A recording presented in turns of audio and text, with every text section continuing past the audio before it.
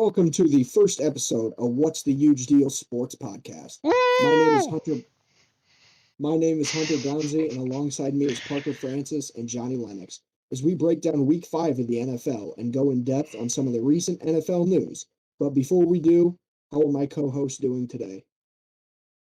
I'm doing all right. Didn't have a lot to do today. I only had one class, and it was a Zoom call, so I've been doing homework all day and waiting for this first episode. It's been a pretty chill day for me. How about you, Parker? I spent way too much time on the designing everything for my general liking. But yeah, shout out Parker for all the designs. He put in some work. He did. I have absolutely zero input on half the things we go over today because I did not do anything. But it's fine. Yeah, it took a lot of prep for sure. I went out and bought this new camera that isn't the best quality, but here's the job for until I get something better. Also bought a laptop just for this. I did. Yeah. No, not just for this. It's just for this. It's got many uses. It's got many uses. But without further ado, let's jump right into it. The first segment is top 5 fantasy shocks. And number 1 on the list, I have Raheem Mostert. He's a running back 1, but he had a pretty big game this week. I think he's interesting. Raheem Mostert's interesting because he's kind of bounced around team to team, and he kind of found his spot on the Niners for a season. Made a Super Bowl. But now he's with the Dolphins. He's in that 2-back set with Chase Edmonds, but he really shined this week. I like that pick. I think it was kind of unexpected. Him going off for as many points. How many exact points was it? 30-something? He had 19 fantasy points. He had 19 fantasy points, yeah. So that's not definitely for a 2-back. They paid Chase Edmonds way too much money if he's getting the ball that much, though.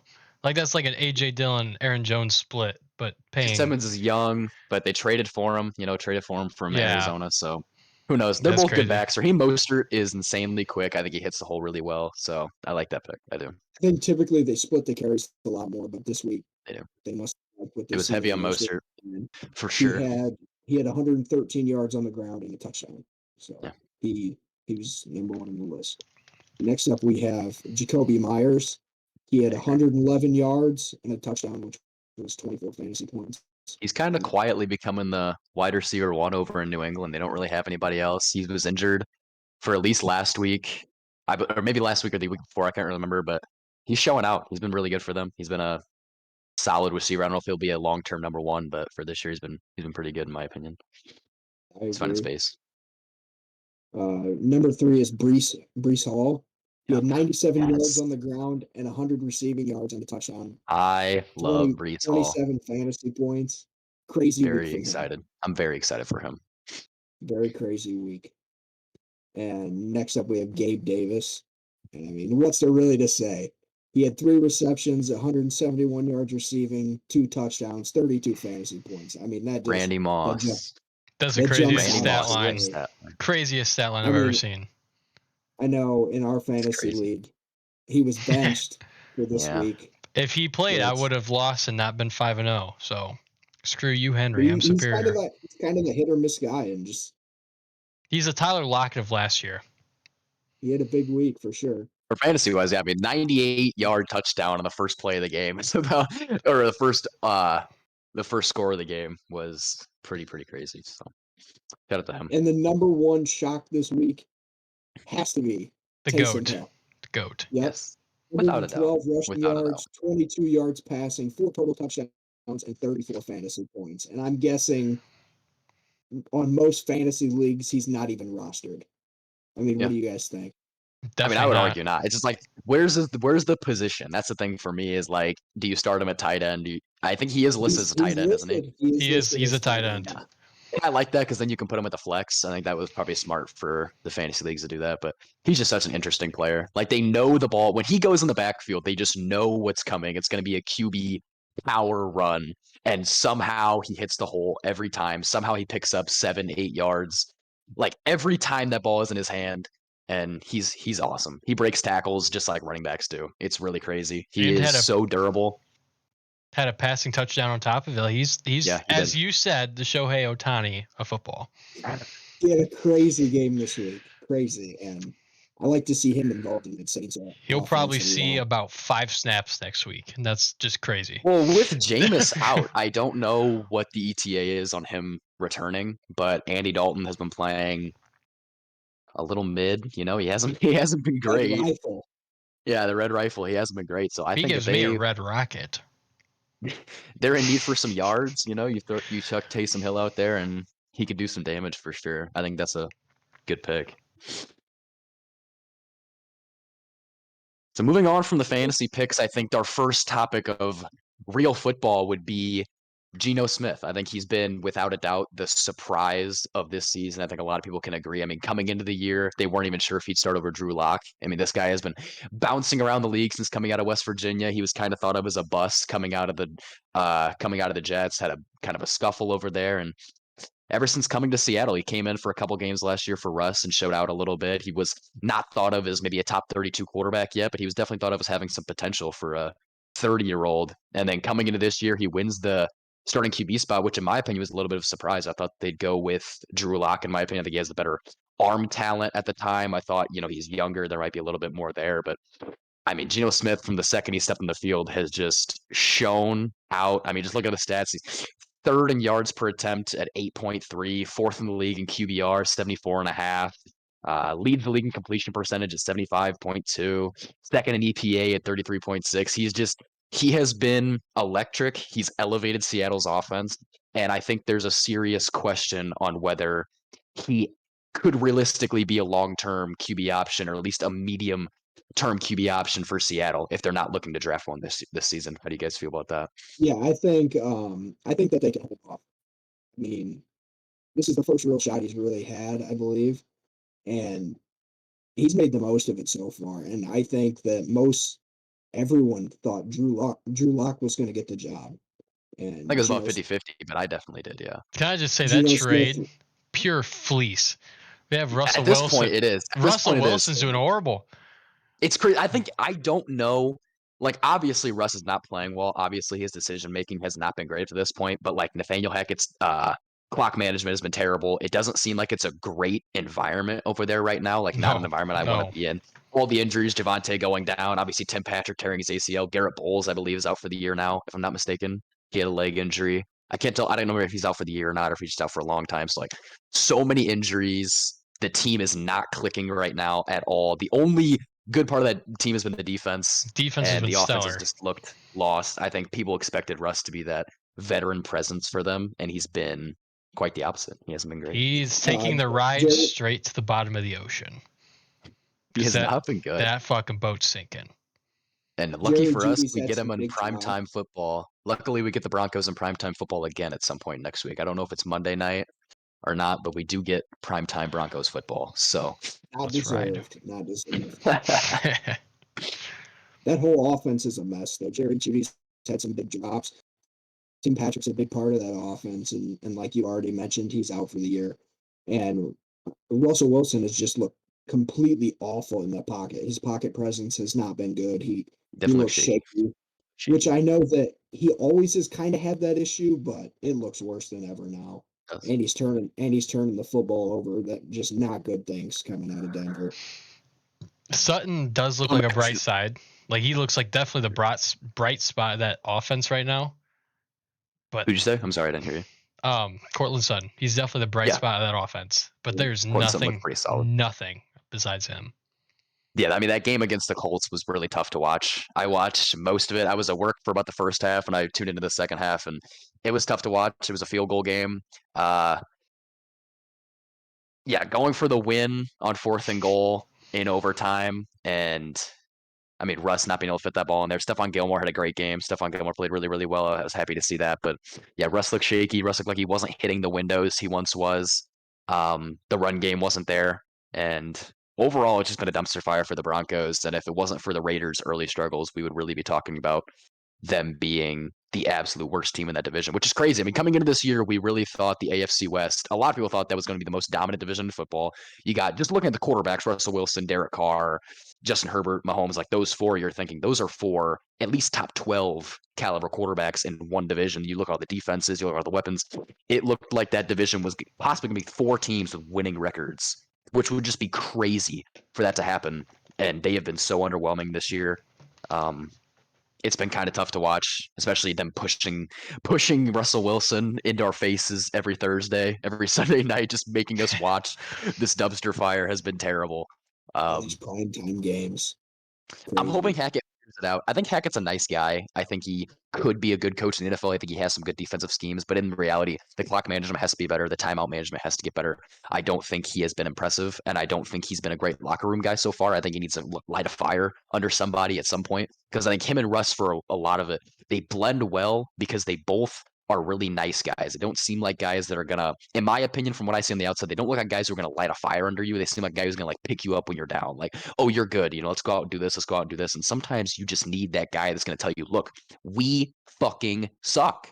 They suck. They're terrible. They cannot put points on the board. Javonte Williams is out. Garrett Bowles is out. It is time to wake up and play football. And right now, they're not doing that. They're not completing any passes. They look terrible. They I really think do. They in look terrible. Seattle, like that light the fire under the ass, that was Richard Sherman all the way. Everybody on that defense in Seattle, like the Legion of Boom, That whole Legion that of was the Boom whole defense fucking was just, fire. yeah. And Pete That was Carroll. fire. Pete Carroll like sparks other people. I like Pete Carroll. Even as a Rams fan, I like Pete Carroll. So I say those Broncos, like they just have nobody that I think will. Yeah, he's the fire guy. He's the one that's going to get everybody amped up. I don't think they have one, because if you're getting hyped up to Broncos country, let's ride. You're 2 years old. he had the saddest Broncos country let's ride in that press conference after the Colts game. I don't know if you guys saw that. That was sad. It was I did it see was that. sad to That see. was horrible. That was Um, horrible. but yeah, and unfortunately, To Russell touch on Wilson is Hackett also. again, I think Hackett's going to get a little bit of slack because he's a first-year head coach, but I mean, he was with the Packers for however long, and I think that the clock management thing is something that you kind of just have to have with you at that point from being around the game that long, and you just have to know. And those are needless to say rookie mistakes, but ones that can't be made even as a first-year head coach. Well, and I kind of gave him the slack first week against the Seahawks revenge game for Russell Wilson, and he lets the clock tick down. He's not taking his time out. There's like 40 seconds left. He lets all this time run off the clock. Wilson's trying to motion guys, get them in the spot they need to be in when it's like either spike the ball or run a play. Spike the ball or run a play. And an experienced head coach would probably say, look, this isn't working. We're going to call a timeout. We're going to regroup. Hackett lets the clock run all the way down. They kick some 65-yard game-winning field goal. It's just, and I get it, first game. That's why I kind of wrote it off.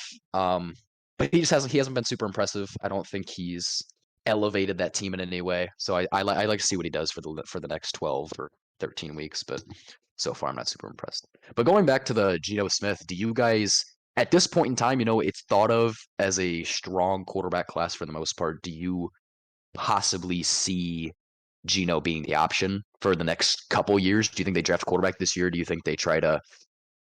What do you think they do in the draft? He's 32, correct?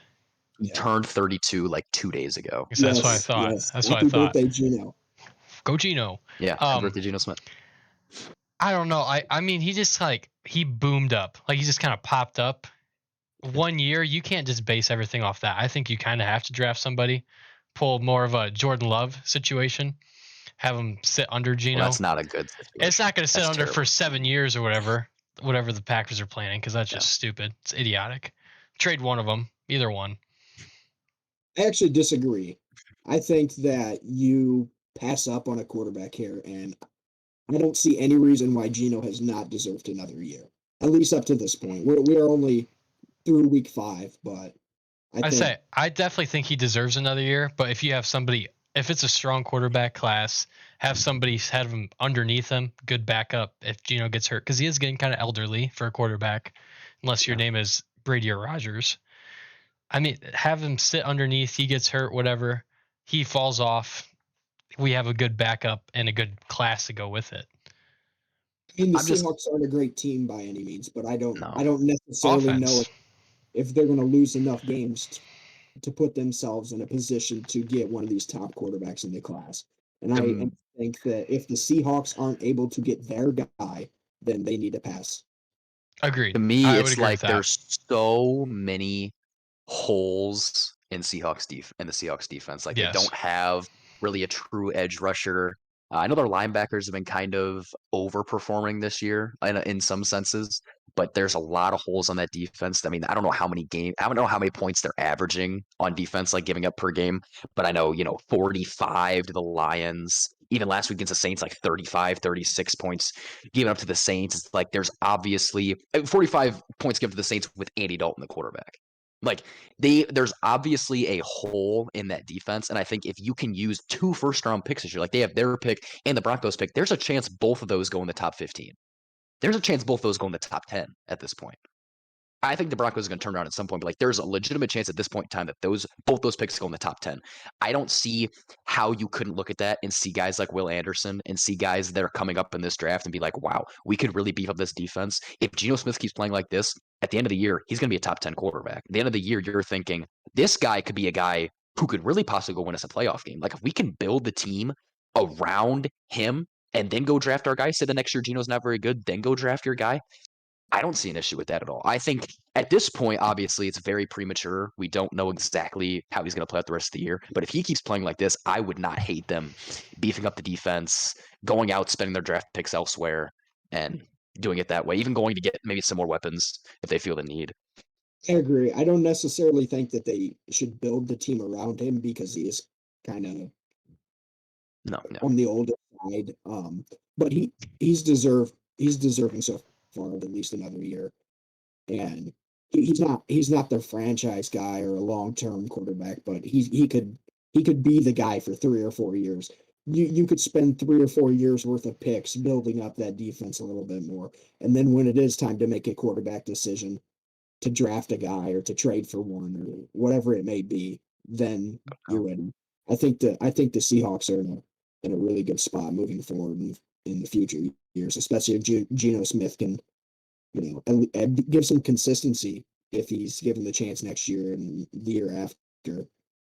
Yeah, I mean, if he can consistently do what he's doing right now, I don't see why they would take him out of the starting spot. Especially like if you're looking at the draft and you're like, look, this is a rebuilding team.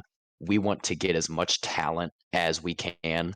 I think you would be a very unserious organization and just very not win focused if you're passing up on some of these top defensive players in the draft, especially with where your defense has been at so far. Just not good in coverage, not a good blitzing team. Just they haven't been great at all. So yeah, I'm ready to move on. I don't know if you guys have anything else. Moving on next, I kind of had Packers struggles. Obviously, the loss to the Giants, some early losses. And I want from 2 Packers fans, I kind of want to hear, do you guys see them as a legit NFC contender at this point in time? I think there's no doubt in my mind they can turn it around. Given just looking at 2010, they did the exact same thing, looking like they had no chance to make the playoffs, won 6 or 7 in a row, made the wild card, went on to win the Super Bowl. There's no doubt in my mind Aaron Rodgers can turn it around. But the defense, they have all the talent in the world, but they just can't put it together, it seems like. So that's a little worrying. They got rid of their defensive coordinator, or Eric Berry's new. They're just kind of running with that. I don't know. From the defensive side, they're pretty much only running zone, and it's allowing those guys like, Justin Jefferson's really good, and we saw Jefferson that tore that zone apart. We saw that week 1 against the Vikings where the gaps in the defense are just crazy, and we kind of saw it again last week where they're playing like a loose coverage, and they're covering the flat. They're not locking like a cover 4 or something like that. They're playing too preservative. There's some good pieces on that defense, but the defense has to get it together. The offense has not been able to move the ball really the past few weeks at all, and after the first half, Aaron Rodgers is taking a lot of deep shots, and he's missing long, I think, but he doesn't have a whole lot to work with these rookie receivers, and they're asked to play a big role. I mean, they're stepping into a former high-powered offense and ones that has super high expectations to put points up on the board, and they just haven't quite been getting that done.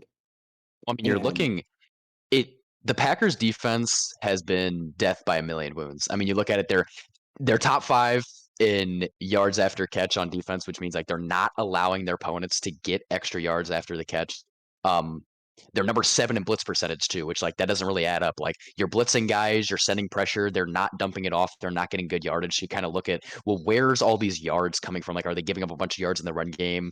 Are they just not physical up front? Are their DBs not doing anything right? Like they're 26th in the league in takeaways right now. They're not getting the ball back. They're allowing for really, really long drives. They're allowing death by a million cuts. They're just letting them pound the ball constantly, and they're not getting a whole lot of pressure. Like Kenny Clark is very, very good, but outside him, it's just been really hard to stop the run. I think they're giving up too much stuff over the middle. Definitely be very interesting to see what they do against their future opponents, because like Daniel Jones at quarterback, what explosive is going to be created there? You know what I mean? Like them losing that game against the Giants to me just meant they got a lead too early, and they started to preserve it. They started to play a little bit laid back. They were allowing the underneath stuff. They were letting them take 2 long drives, and they end up punching it in the red zone. They played good red zone offense, and they beat them. So it's like I think the Packers, they need to keep setting that pressure. They need to keep playing more of this man-to-man coverage, more of this cover 2 stuff, and make them make throws downfield. Because so far the explosives are not happening. They're not getting yards after catch. They're not scoring these long touchdown drives. So I don't know. I think it'd be very interesting to see if the Packers can send some more pressure to force them to create explosives. Because right now, I just don't think it's happening, and I think that's one of the reasons they're losing. I think they're playing a little bit too conservative. They have a great two-step wide running back core between AJ Dillon and Aaron Jones. And last week combined, they had 19 carries. Yards per carry, I believe, I could be wrong, Aaron Jones is ranked 3rd currently, like 6 yards per carry. If you're up by 20, I think up 20-10 at halftime. I think they're up by 14 at one point. You need to start running the ball way more and try to waste that clock on offense. But they just don't. They're giving Aaron Rodgers the ball, having him go deep, throwing the receivers that can't make space. He doesn't have Devontae anymore. And if you put man on those receivers, there's going to be nothing. Because there were multiple times in that game where like it's 3rd and short. They have this like 10 or 7 point lead, and they're throwing the ball twice in a row. It's like you have this combination of Jones and Dillon. It just doesn't seem like they're serious about using it. Trust me, I trust Rodgers more than the next guy and more than him after that. But with that lead, with the running back core you have, with the offensive line you have, Josh Myers, David Bakhtiari, like run behind them, use them. You have the lead, use it, take up time of possession, and make something happen. I just don't think they weren't very serious about holding that lead in the last couple minutes. I don't think in the last quarter. And Aaron Jones, was frustrating. Go ahead. I'm sure. You got it. I have full confidence in Matt LaFleur, and without a doubt, I like what he's been doing. He's a great head coach, but you kind of just have to question what he did this past week. Agreed. I mean, they're in the red zone late in the game, chance to tie it up. This is right after the Giants drove down the field and scored and took the lead. The Packers have the chance to tie it up. It's 3rd and 2.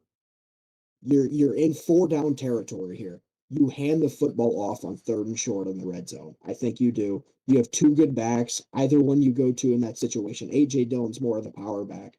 So I mean you have to utilize that, I think. And Aaron Jones verbally said he was upset with LaFleur's call there, saying, I would bet my own money either me or AJ Dillon could go out there and get 2 yards on 2 tries. And like if you don't have your running backs on your side that are great at one point, I'd say they're up there with Kareem Hunt and Nick Chubb. Maybe not that level, but they're definitely up there. If they're not happy with you, how can you expect like success? So it looks like an inner war just becoming. I don't think the lack of play calling was all of it. I mean, the Packers did have 7 penalties, and 2 of the penalties were defensive holdings that took away 2 sacks, 2 big sacks for that defense. Were those both on Douglas? On defense. I think the pass rush overall on the defensive side has looked good, but stopping the run has been an issue week after week. I don't know exactly who the defensive holdings were on, but the Packers corners like to play physical. Like they're kind of like Pat Surtain. They run that edge of like defensive PI and defensive holding on like every single play. I know Jair is like one of the most aggressive corners in the league, and like I really love to see it, but it could really cost them. Like I said, I don't know who those penalties were on, but I feel like I should add to that. They play very Rasul aggressive. Douglas. I know one was on Rasul. I think the other one was too, but I'm not 100% sure on that. They play very aggressive, which can pay off, but it can also hurt you in the long run for sure. I say we definitely It have. proved to hurt us in the long run, especially downfield. Yes. Without a Yes. doubt. And playing the zone coverage allows us to have no run defense whatsoever, as the Patriots game kind of showed, and the third string quarterback Bailey Zappi took the Packers to overtime, and he didn't do that passing the football; he did a handing off, and the Packers just did not adjust to that run game, and that's been the big issue. I We say. saw what Touchdown. Saquon Barkley did this past week, just tore it up. I feel like our adjustments in the second half just haven't been there. I feel like the second half we should come out better, more like just ready for what they're going to throw at us. And every week we just get blown in the second half. Been tough. Been tough for sure. All from me on that. I said what I had to say. Yeah, I'm good. I don't have any All notes. right, well, moving on. Next, we have why the Rams, in my opinion, why their horrible offseason kind of pushed them from this powerhouse Super Bowl winner to this middle tier. And I see them as like a middle tier squad in 2022. And like coming from a Rams fan, I was so excited after the Super Bowl. I think everybody was. You know, your favorite team wins the Super Bowl. You're ecstatic. And I think we were living on cloud nine for a little bit too long. We kind of let this get away from us. I know Andrew Whitworth retired. Nothing you can do about that. OBJ injured, wasn't looking to resign yet, whatever. But not going after Von Miller very hard in the offseason, letting guys like Darius Williams go and Sebastian Joseph Day. It's hurt our run game. It's hurt our coverage. And it's been really, really hard for us to recover from. We had a lot, like I mentioned those guys, we have had a lot of cap casualties, guys that we had to let go. Austin Corbett on the offensive line, we had to let go. Just cap casualties. We can't pay for them because we went out and got guys like Bobby Wagner. We went out and got guys like Allen Robinson, which in reality, neither of those two have been super, super beneficial to our team yet. They're not playing like superstars, at least, which I think you're paying them as much money as you are. They need to be playing like somewhat superstars. At least Allen Robinson needs to look like a beneficial wide receiver too, which I truly don't think he's been this year. And I think a lot of people have this in their head that, oh, well, Stafford just looks to Cooper Kupp too much. Stafford doesn't look his way. If you watch the games, I feel like he's just not getting open. Allen Robinson is not creating space. Even when he does, I remember the last game we played and he against the Niners on Monday Night Football, he was falling down. I mean, making these simple out route catches and just falling down. I think he had 3 catches and he fell down, no defender on him at all, just falls, eats it, and loses us some yards, doesn't pick up the first down. It's been really embarrassing. And obviously injuries have plagued us. We have our third string right guard starting at center right now in Jeremiah Colonna. We have guys like David Edwards is back in concussion protocol. We have guys like Joe Noteboom starting at left tackle. It has been Brian Allen's hurt. He's going to be out for a little while. Justin Bliss got hurt in the offseason. So it's been really, really hard for us to recover from this. But I do not think injuries are the reason we're here. I really think it's because of our management up top. We refuse to replace Andrew Whitworth. Joe Noteboom's been a backup left tackle for us since 2018, I think is when he was drafted. Never gotten consistent playing time. He's not good. And we just decide, oh, well, this generational left tackle we had, Andrew Whitworth, Hall of Famer, we're just going to let him go and put the scrub in here. It'll be fine. And we have guys like Rob Havenstein, who's been really good for us for a long time, our right tackle. And they kind of expected him to be this veteran presence and be like the guy we need, which he's been solid. Brian Allen was decently solid before he got hurt, but we did not pay for depth at all. And it's really, really, really making us pay right now. The offensive line looks terrible. I don't know any stats about it. I just know we're giving up a lot of sacks. The run game is not working. Stafford's under duress every single play. And it's just been terrible to watch. As a Rams fan, it's really, really been terrible to watch. It's very much top-loaded roster. Like I said, it's top-loaded. We let go of Von Miller. We might get OBJ back at some point. I don't know how much that is going to help if we do not have anybody to protect him. At this point, we just have to pray David Edwards can somehow stop getting concussions. It's really bad. Hopefully, Brian Allen can come back healthy and we can stop starting Jeremiah Colonna and AJ Jackson because they are both jokes. I don't even think you hit the biggest problem with the Rams there. You can't do much when you have a racist quarterback. I love those jokes. They're hilarious. They're really, really funny. I love memes about NFL teams, but yeah, without a doubt, I don't think Allen Robinson has been that guy at all. I mean, No. Tyler Higbee, if I don't know the stats right now, I guarantee you Tyler Higbee is our second leading receiver right now. And Without with a doubt. with the talent we have on that team, I like Tyler Higbee. I think he's a decent receiving tight end. I'm not trying to talk shit about him at all. But when you have Cooper Kupp and Allen Robinson, it's like your number 2 receiver definitely should not be your tight end at all. That shouldn't be happening. And then obviously Van Jefferson's been out too. I didn't even talk about Van Jefferson. He's been out the whole year. It's been tough. It really has been tough. And even in the secondary, David Long has been injured. We're starting Darion Kendrick, who's a 5th or 6th round rookie out of Georgia. And he fell in the draft. He was actually like a 2nd or 3rd round projection during the draft process, but then he ran like a 4.7 40 and fell. And he has actually been really impressive. I've really liked him. I don't think he's been bad at all. He made a really big play in the game against Arizona. He's been impressive to me so far. I don't think he's gotten like super torched on any plays, but guys like Bobby Wagner, he's been decent in the run game, but he's not filling holes the way that he used to be. He made a good play in coverage against the Cowboys last game. That's the first time I've seen him make like this really good play in coverage, which is what he's supposed to be, is this crazy good coverage linebacker. And he just hasn't really been that. Letting go of Sebastian Joseph Day has hurt our run game significantly. Greg Gaines is, decent. A'Shawn Robinson is pretty good, but we're giving too many yards on the ground. That touchdown to Jeff Wilson on Monday Night Football should have never happened. Help my fantasy team, so screw you. But I think we really tried to create this team to be very top loaded, and we thought it would kind of funnel down or something. I don't know if they trusted the draft process, whatever. We let go of too many key pieces on that championship team, and now we're paying the price for it. Like Justin Hollins is not a serious replacement for Von Miller. Neither is Terrell Lewis. And that's hurting Aaron Donald. The fact that Aaron Donald was able to dominate so much in the Super Bowl, not only is Aaron Donald the best defensive player of all time, he had Von Miller on the other side of him. Even Leonard Floyd was able to flourish with Von Miller on the team because they're getting these one-on-ones. They're getting these 5 linemen, one-on-one, and you're letting Aaron Donald and Von Miller just eat. And so at this point, we're seeing Raheem Morris try to put Aaron Donald in a place where he's not going to get double teamed. He's constantly getting double teamed. There's nobody on the other side that's really doing anything, and we're not a good football team. We're a mid to below mid football team. We're really not good, and the worst thing about it is we don't have a 1st round pick. So, and that's a lot of talk on the defense, I think, and they lost some key pieces for sure in Von Miller and Sebastian Joseph Day. But the offensive struggles continue, and I know that that's a lot with the offensive line injuries, and they have a lot of guys out. It's pretty crazy. But Matthew Stafford has been turning over the football like crazy, and it does have to do with those offensive line injuries. But there has to be more to it. At the end of the day, as a quarterback, that can't be an excuse. And Cam Akers coughing up the football like usual. It's just they I thought have he was just back. From both sides of the ball, they have looked like a very sloppy team. And watching the Cowboys and Rams both play, that was terrible. The football game was awful. Trayvon Diggs got absolutely torched a couple times.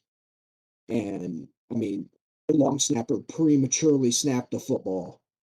There was blocked punts. It just was not a good football game from either team. It looked kind of like a Packers game last year, to be honest, with the special teams errors. But yeah, say the least. It was not good. It was not good at all. So Cam Akers came back. You thought he'd be this big turnaround. You thought it'd be great, and then he's just anchoring down the whole offense. They have something good going. Fumble. And he hasn't fumbled as much this year. It's not like a Melvin Gordon. Touches. It's not like a Melvin Gordon issue where he has like 5 fumbles and 35 carries or something like that. But it's definitely not been good. And like even the game against Arizona, he had like 55 yards on 8 or 9 carries. He ended up making a really good reach for the end zone, scored a touchdown to give us the lead or put us up. I can't remember exactly what happened, but he scored a big touchdown at the end of the game.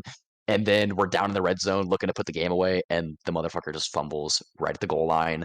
Typical Cam Akers. Like, I was really hoping coming off the Achilles injury, he'd have a full off season to recover. Like, obviously that Bucs game was terrible in the playoffs last year. He was put in the doghouse after that. Like, the 2 fumbles in that game that really kind of sparked that 27-3 comeback where we almost blew it. That was terrible.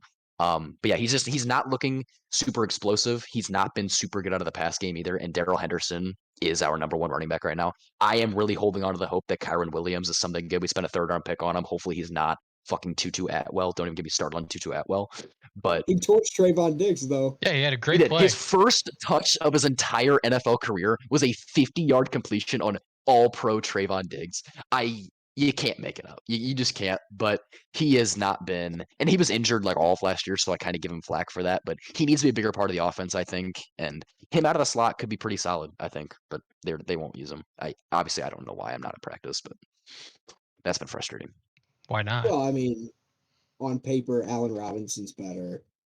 Cooper Kupp's going to be up yeah, there. yeah. So it's just, I feel like being in that position to make that decision, how do you find time for that guy to get snaps? I mean, I feel like, there's got to be ways to work him in, and they do occasionally, but nothing. I just think like with the way they've been utilizing Ben Skoranek, he hasn't really been playing the slot a whole lot.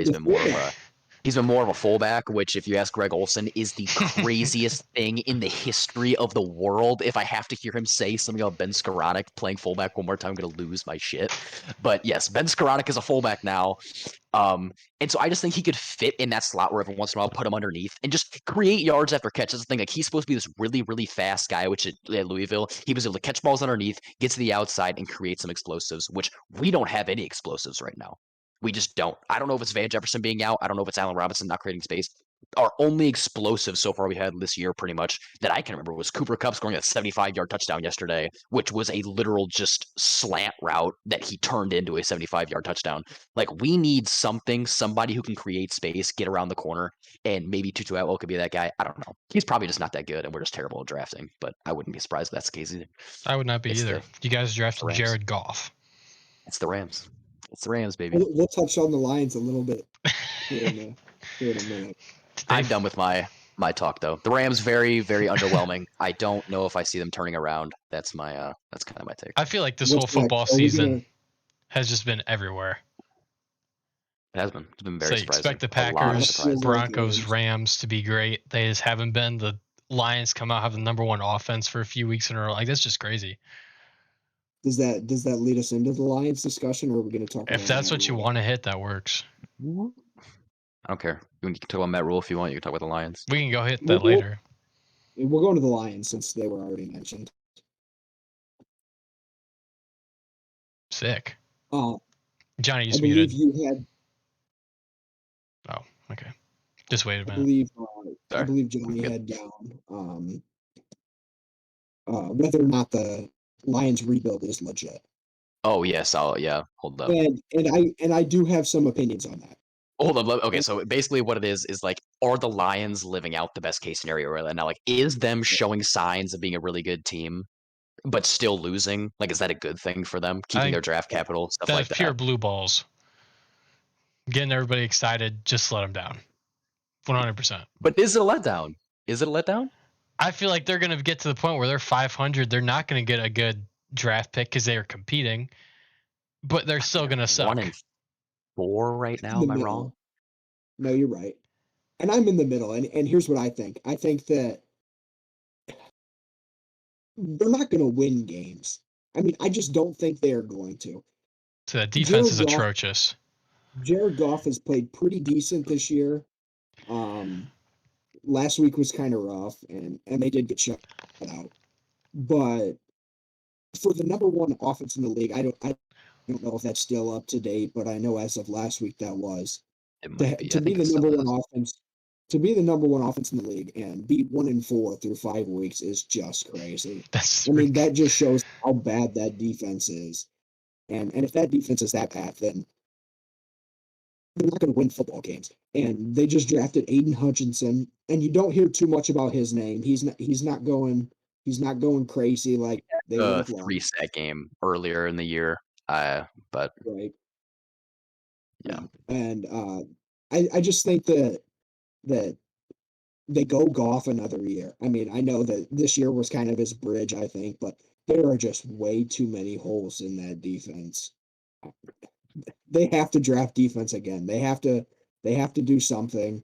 I don't know if their move should be at the trade deadline or what they need to do. Pick somebody up in free agency. One thing I can say that has impressed me about the Lions is their corners. I think Jeff Okudah has been really, really good this year. I mean, for a guy who was thought of as a bust for like his first 2 years, to come out and play this aggressive is so fun to Really see. good. I think usually these guys, they're coming in, they're big draft picks are thought of as busts. They're going to come out and they're going to play conservative. They're going to try to keep their spot. They're going to try to change the narratives like that. He says, fuck it. I am throwing fire to the wind. I am going to be as aggressive as I can. I'm going to get my hands on receivers. I am going to be in your face. And it's been really, really fun to see, as well as their rookie linebacker, Malcolm Rodriguez. He has been a super big surprise. I don't exactly know when exactly he was drafted, but he has been very, very good. And I know the Lions really like him. They say he is like captain material. He's a great leader for as young as he is. So that's good to see. But yeah, there's definitely a lot of holes on that team. And I don't think Aiden Hutchinson has lived up to like the second overall pick hype so far. I think he's been okay. He hasn't shown any like elite moves off the edge yet. He's not like consistently winning reps at the edge yet, but I think he has been able to get in for some coverage sacks and he has looked decent.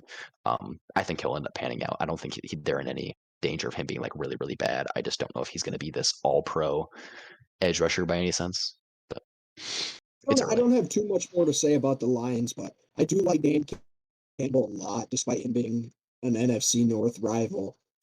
But with the holes in their team, they don't just come on defense. I mean, their wide receiving core is Yeah, agreed. subpar. I think Amon-Ra St. Brown has been really, really, really good, but outside of that, they don't really have anybody. And I think that overall the rebuild is headed in the right direction, but it's going to be a multi-year rebuild. They've got a lot of holes to fix it with I that would team. say same as And the Rams. The Lions, I think their number 2 wide receiver might be TJ Hawkinson. Right now, it probably is. I- But I- Jamison Williams Yeah. being injured, I am so excited for Jamison Williams to come back. I think He he's will. electric. He's Hopefully he'll electric, be dude. good. He's electric. He Love could be that guy. so good. He I loved had, him coming out of Bama. I loved him coming out of Bama. yeah, yeah. Are we done with that? Yeah, I think Get on we that. move on to Matt. Yeah, that Matt Rule firing, which for us happened 2 days ago, maybe yesterday. Yeah. Yeah. Yesterday. It just happened. That's all that matters. Yeah. Yeah. Monday. It's not surprising. It's not surprising at all. No. I think he's been pretty bad. And I love the people on Twitter. I love scrolling through NFL Twitter, and I love how everyone likes to kind of defend him. Not everybody, but like I do like seeing people who are like, well, how could you be successful when your quarterbacks have been Teddy Bridgewater, Baker Mayfield, Sam Darnold, blah, blah. But it's like he sought after those guys. You hire a brand new head coach, you bring him in, he's either going to draft a quarterback or he's going to tell you who he wants. Because at that point, they didn't have a quarterback. They had Teddy Bridgewater, who in the realm of things could still be the starting quarterback there to this day and be the best one they've had in the last 5 years. But Baker's awful. yeah, but he sought after. He was like, no, let's trade a second round and a third round pick for Sam Darnold. Oh, that didn't work out. Let's trade some more draft capital for Baker Mayfield. Like, you made the sandwich. That's like my favorite saying. You made the sandwich. You can't complain about it.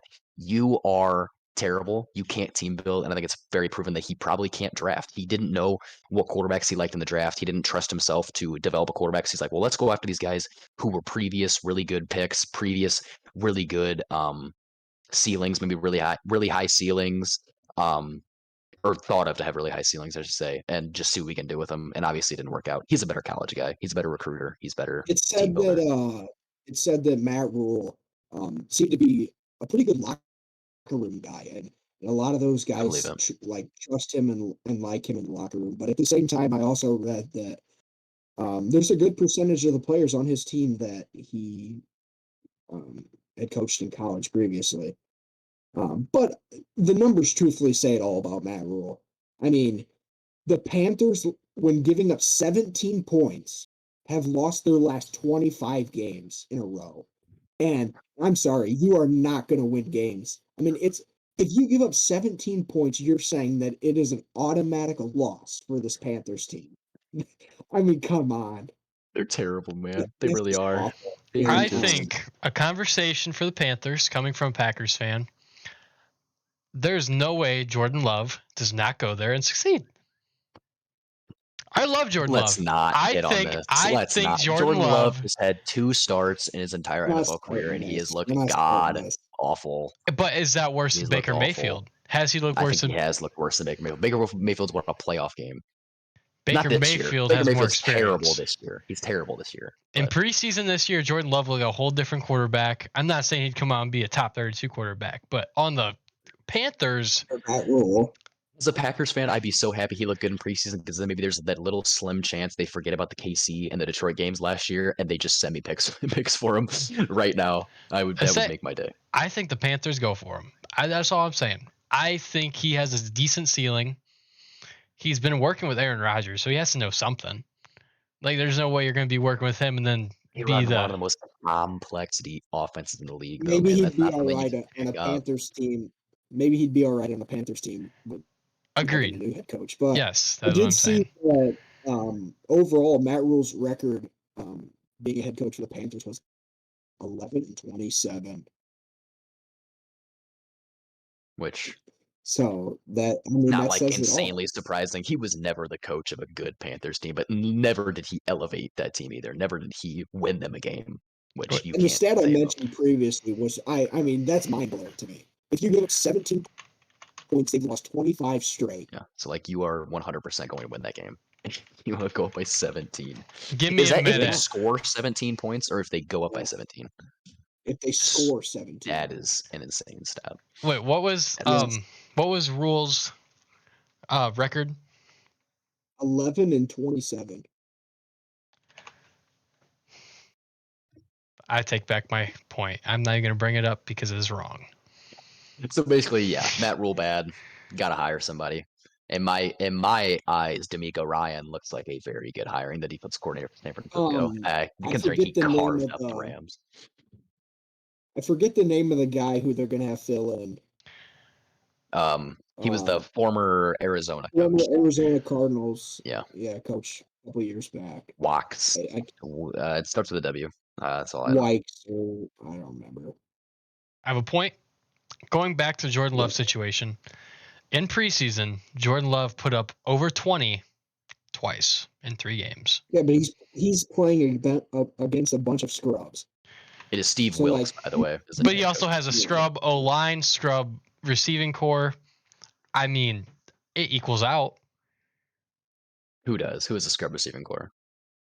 Jordan Love in preseason, given that the normal receiving core they're all scrubs. Exactly. Preseason is full of scrubs. Exactly.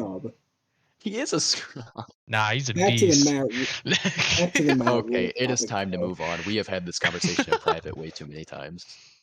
Moving on, I think next. Would you guys want to talk about? I just want to touch on something real quick about Matt Rule. Good news for Matt Rule. It seems that maybe his coaching career is not over, as he seems to be a hot college commodity. Oh, he will be. He's a top target to go to Nebraska. Nebraska has a coach hiring.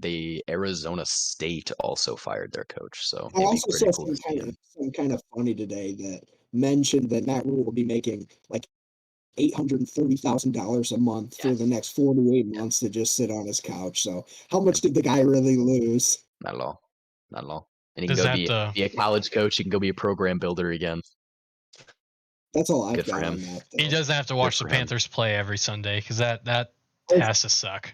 I think this just shows how risky it is. One more thing for me. I think it shows how risky it is to hire a college coach and just assume they're going to transfer to the NFL level. Like, I think hiring a guy like Urban Meyer, this recent guys, Urban Meyer, Matt Rule, like bringing these guys to the NFL and just assuming they're going to work out, throwing a 7-year, whatever, tens of millions of dollars they sent to Matt Rule to just say, here are the keys. You were a good college coach. You turned 2 bad programs into good programs, and now you're going to do the same for us. Like, that is crazy to me, man.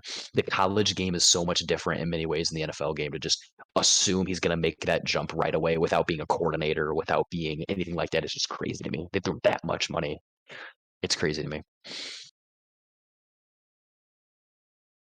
What's next? So if that's it for that, I think we should probably hit on the Monday night game that happened yesterday, the Chiefs versus the Raiders. And basically my main takeaway was Patrick Mahomes is sadly that guy. He is so unreal. Travis Kelce is a red zone machine with 4 Yeah. touchdowns, only like 27 yards. He had like receiving. 28 yards and he had 4 touchdowns. And he was just constantly getting open. Like it was at some point in that game when I was watching where like they were inside the 10 and you just knew the ball was going to go to Kelce and somehow Andy Reid drew a play, got him open. The most impressive thing I saw from Kelce was when he caught that little dump down like the 8-yard line, broke 3 tackles, dove into the end zone. I'm like, I don't know if there's another tight end besides Kittle that's doing that, and I think Kelce still does it better. Kelce is so good. Kelce is so good. He has been. That's nothing new, but he has been. Something that is kind of new in developing this year is that Josh Jacobs is very legit. To me, Josh Jacobs has looked as explosive as ever. I have not seen him look this explosive ever. He is going straight through the hole. Man. He looks electric. He's breaking tackles. He's running angry. I have absolutely loved what I've seen of Josh Jacobs this year. He has looked absolutely unreal.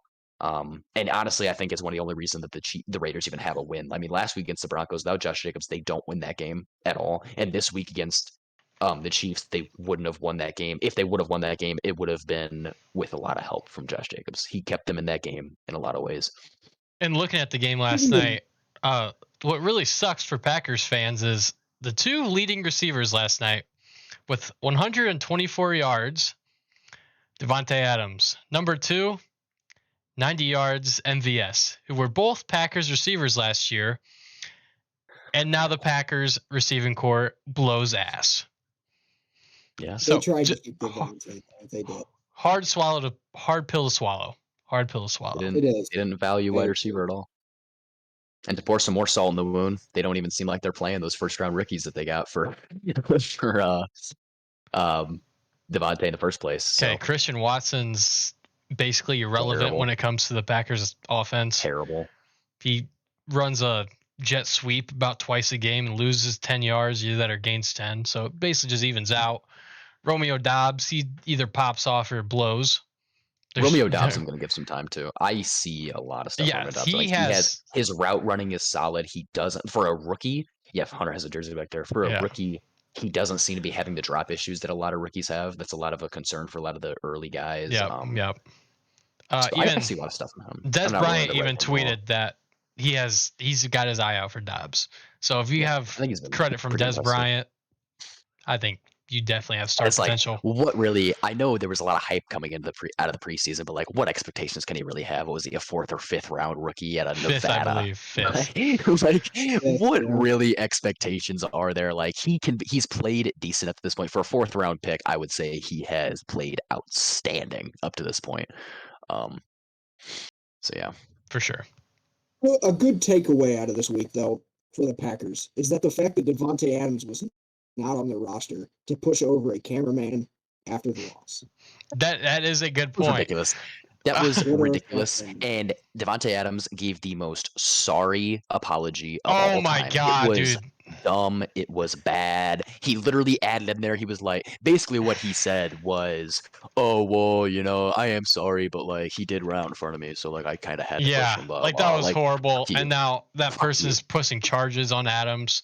I mean, that's a suspension waiting. Absolutely should. I don't know if he'll be suspended. I don't know if he'll be suspended. I doubt it. I doubt it. It might be a couple games, but he'll be fine for that for sure. And one max, I would think. One max.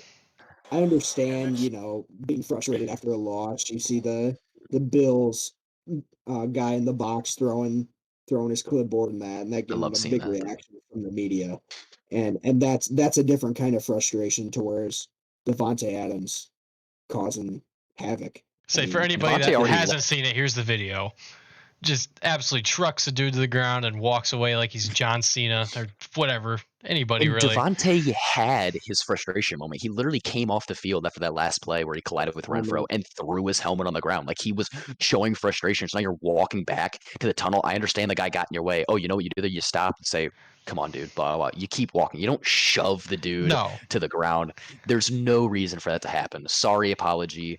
That apology on Twitter was horrible. Like, even I saw it, and I love Devontae, and it just blows. I totally get being frustrated with the game. That's not frustration. That's just straight up being an asshole.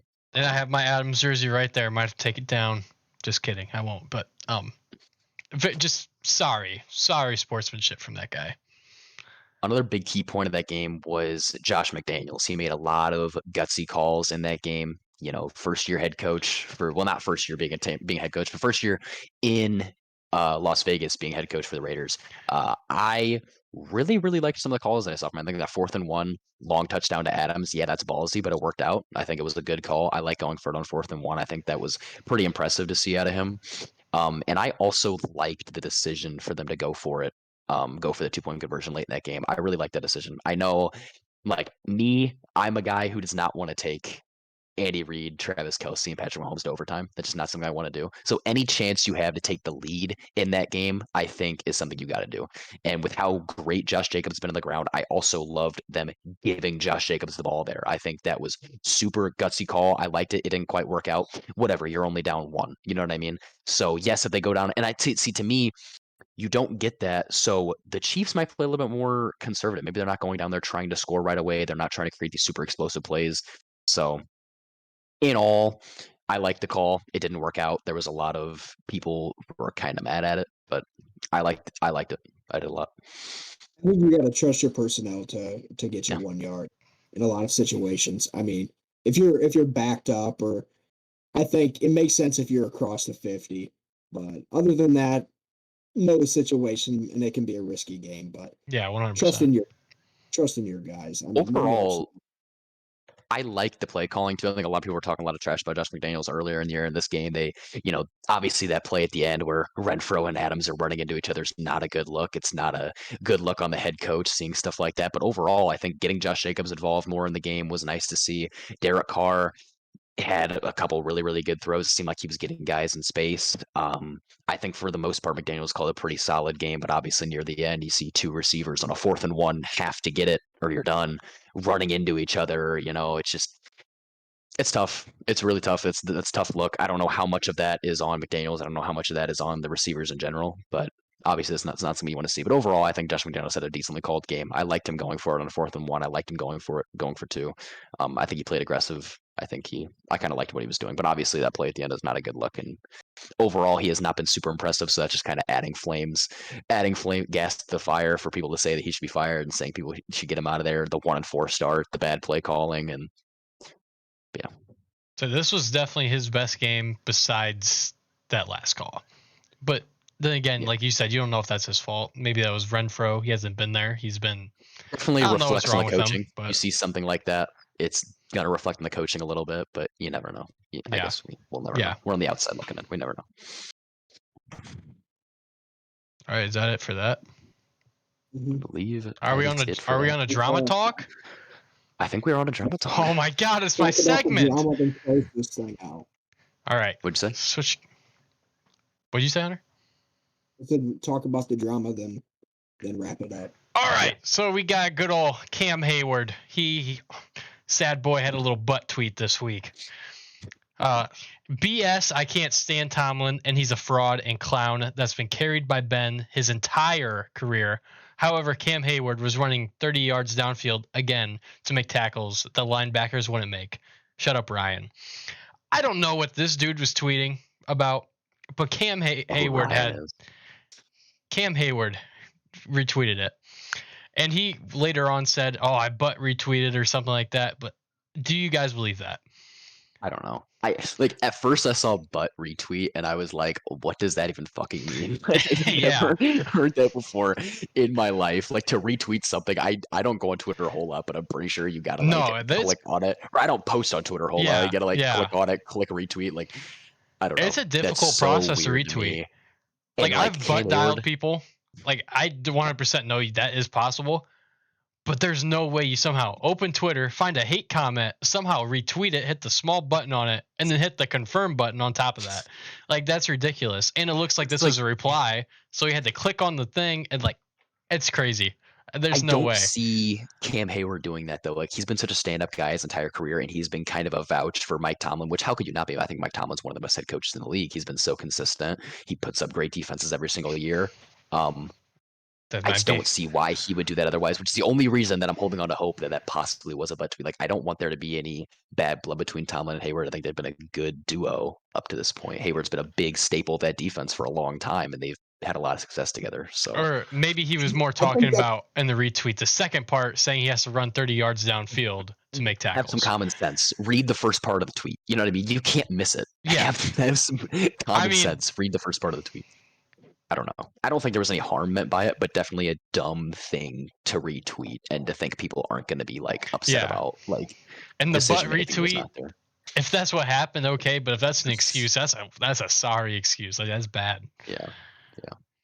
I feel like at that point you kind of I think that it was an accident. I don't know if that makes me look stupid. I do. I think that Cam Hayward's been a pretty straight up guy. Seems like a super. He'd be that guy that's really nice. He's been with the team a long time. I think he seems like a guy that would have trust in his head coach, as they've been paired up for a long time, like has already been mentioned. But Um, I would I don't know agree. how good of a guy he actually is, but he's good. Done a lot of stuff for charity. Like I know he's been at least one time like a Walter Payton Man of the Year finalist. I think so. Like he's Yeah. obviously at least somewhat of a stand-up Yeah. guy. Yes. I think he's their nominee for. I mean, he has been for a while. I think. So Yeah. he's. So like I You know, don't know. It's weird. It's no, definitely a I weird think, lapse in judgment. So I don't even and I think that's the think biggest problem here. Disco 1981, the person he retweeted, he used Twitter for Android. What a fucking bum. That's just sad. Oh man. Oh man. Like I don't know how that dude didn't get clowned for Android. Like, Yeah, no I mean, way I I'd don't really know retweet what else that. to say about this. I don't know what else to say about the situation. Obviously, it's kind of sad if it's true, but or if he actually meant to do that. Obviously, it's pretty sad. But yeah, I don't know. We're Yeah. never gonna know. I think We're never gonna I know the think if truth. he So did mean to do that, I think there's kind of a bit of just owning up to it. Like this is what it is. I mean, yeah, it could start a little bit of beef, but Yeah. if he did it not on accident, I mean, dude, you did this. Like you got to own it at this point, I think. And so I don't know. I mean, the truth will never come out. Nobody will ever know. But it's Unless kind of a he, little bit of random. drama. yeah, unless It's he more just random says it than in an anything. interview. It just But doesn't make sense at all. Yeah, I would love to see his reaction, like, because there's no way some reporter doesn't ask him in an interview. I'd be really interested to see how he responds to it. probably just ignore it. So, but retweet. Next question. But retweet. All right. Next so topic. Next topic, we got good old Micah Parsons on Twitter. He's bashing the whole NFL, it seems like. He has a picture he's getting grabbed with the caption, "We won't call this, but we'll call it roughing the passer, lol. Can we focus in and protect defensive players?" Yeah, I mean, there's been a lot of Yeah. talk this year about them overprotecting quarterbacks and really just kind of not giving defensive players the same protection. I mean, obviously in the preseason, Kayvon Thibodeau had that block by Thaddeus Moss, I believe, like right at his knees. Looked like a really, really bad knee injury. It turned out it wasn't like too bad, but it did sideline him for a while. And there wasn't even a penalty flag thrown for it, I don't think. Like they're trying to get rid of these chop blocks. They're trying to get rid of these blocks of the knees. They're trying to get rid of all these missed holding calls because in reality, a hold could lead to an injury. You know, you twist somebody's body in a weird way, you could tweak their back, you could do something like that. So they need to get their priorities right. I think the NFL is definitely they have the priorities wrong right now. Yeah, They're agreed. overprotecting quarterbacks. You can't even take a quarterback down without getting a flag thrown on you. But defensive players are definitely at a high risk right now. So I can see where Parsons is coming from. Definitely. I don't know if you guys saw that roughing the passer on Tom Brady this week. Yeah. Yeah. Brady, Jared. Yep. Terrible. That just goes hand in hand with what we're talking about, and I mean that's terrible. I Well, it was the believe worst. there was It another was one the last night, I worst believe. call of the year for about 24 hours because last night's was even worse. I mean, Chris Jones, it's already been talked about a lot. We don't have to talk about a whole lot, but like Chris Jones, strip sack, it just stops his fall. He puts his hand down to stop the fall, has the ball in his hand before he even takes Derek Carr to the ground. Somehow that's ignored. They call roughing the passer. Chiefs Kingdom got loud, and honestly, that might be what caused them to come back. I mean, they were as loud as ever after that play. It was like 17-0 at that point. They had nothing to cheer about. That missed call really got them hyped up. It really I think the players rallied around that. So that was kind of huge, but terrible missed call. At the end of the day, that shouldn't even be thought of as roughing the passer penalty. He took the ball from him before he barred to the ground. He shouldn't even be a passer at this point, and it obviously didn't even land on him very hard. It was a sack. It was one of the best defensive plays. It was one of the best defensive plays of the year up to this point, and it got taken away because stupid penalties being called. It's ridiculous. I don't think there's really a whole lot to say other than the I mean, the quarterbacks don't need protected quite this much. It's a judgment, and They at least need to make it reviewable. They at least need to make the roughing the Yeah. passer calls reviewable, because then that stuff wouldn't happen. At least we could look at that again. They could look at it in slow motion and say, okay, that obviously was not a roughing the passer penalty. You know what I mean? We can at least get some of these calls overturned. You know, These calls are ruining drives. You see third down roughing the passer. I mean, it's just that game, ridiculous. the Grady Jarrett one literally cost them the chance to make a comeback. I mean, it was 6-point game. That was third down. Got the sack. They would have gotten the ball back, a chance to drive down the field and win the game, and they got that stripped away from them. So, And that, like, Micah Parsons went off on that one topic, but God, he tweeted like 7 different things, a lot. just Tweets shitting. a lot. My second favorite one, the NFL. He literally says the NFL is terrible. Change the rules or just make the league 7-on-7. How can you tweet that while you're in the NFL? Like, that just looks like a fine.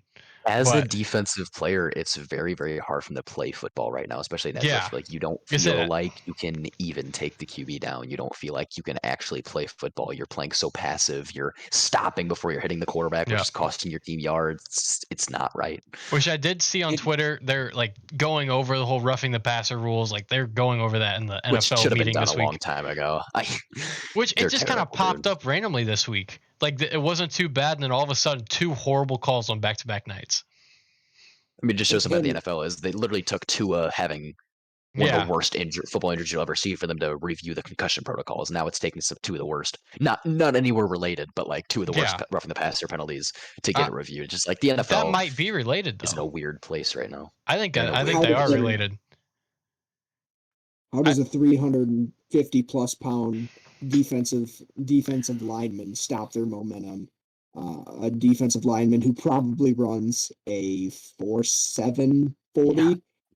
I mean, how does he stop all of his momentum in from hitting the quarterback? You see a lot of these hits are clean, and they're given maybe a step and a half or 2 steps until you can no longer hit the quarterback, and that's not enough time to, have a guy of that size change his direction like that. Yeah, definitely not. There's not a whole lot more to say other than things have got to change with that. It at least has to be reviewable at this point. We at least have to be able to overturn some of these terrible calls. Okay. So we're ruining our beautiful game. So next up, we have probably the main talk of just about everything right now. Antonio Brown. And I just got a YouTube ad. Can you believe that right now? Cut that out. I mean, I guess I'll start it off if you want. I mean, what a clown. What a clown. Clown's perfect word. Have lost. I mean, I don't like saying this, but I've lost all respect for Antonio Brown. I mean, the guy, Tom Brady, let you live in his house during the Super Bowl run with Tampa Bay, let you stay with his kids, stay with his wife, like be in the same house, gave you a Super Bowl ring, like was the only guy vouching for you at all. You were not going to have a job if it was not for Tom Brady. And here you are. I don't know what happened behind the scenes, but for all that stuff to happen and you going behind his back, just feeding into the jokes that you're going to like get with his wife and feeding the jokes saying Tom Brady wasn't shit at all. I'm my own person. Like Tom Brady didn't have anything to do with my success is just terrible. He's ungrateful, and it's a sad look. It's a really, really sad look for Antonio Brown. And I mean, being in a pool, flashing your junk to other girls, putting your ass in the face. Why? There's like the penis thing. Okay, it's not okay, but I understand why you're doing it. Trying to get some play, but the ass. Do you want to eat? I honestly, I wouldn't be surprised if he was into that. Was he the one into having people shit on him, or is that somebody else? That was OBJ.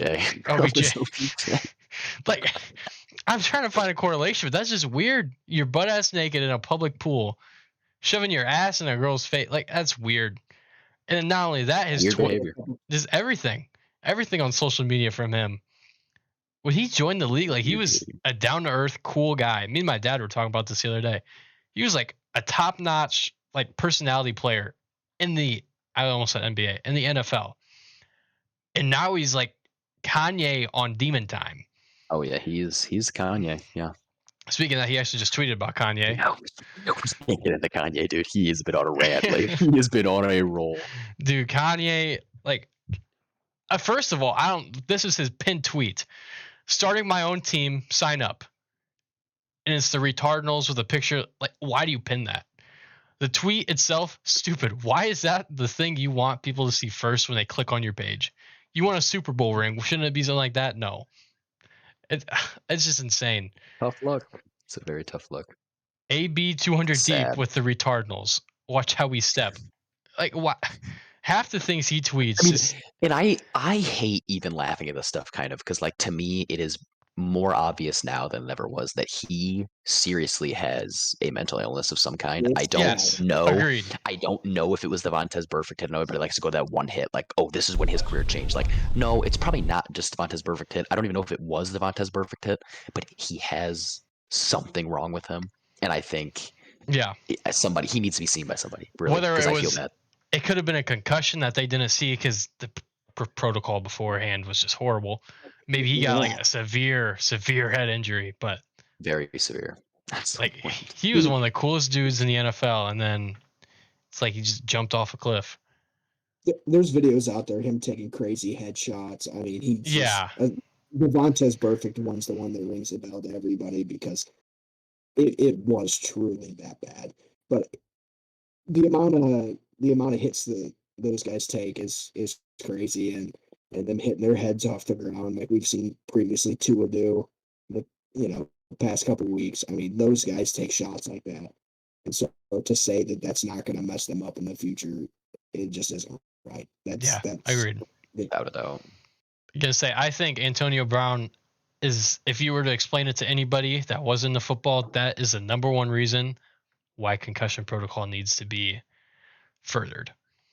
Oh, without because he's messed up for life. Because I think everybody outside of football probably knows who Antonio Brown is just because of his negative actions, which is sad. They don't know him because of his positive, but just because of his negative actions, I mean, that's just what gets you places in the world right They now. don't know him for being on track to the Hall of Fame. They know him for all this stuff. Yeah. They know him for being a online sociopath, best friends with Kanye. Like that's what he's known as right now. He's not known as a football player, which incredible because he was a generational talent. Is that it? I think that's our first episode, boys. Dude, that's crazy. Hour 11 minutes. Solid. That's solid. Right.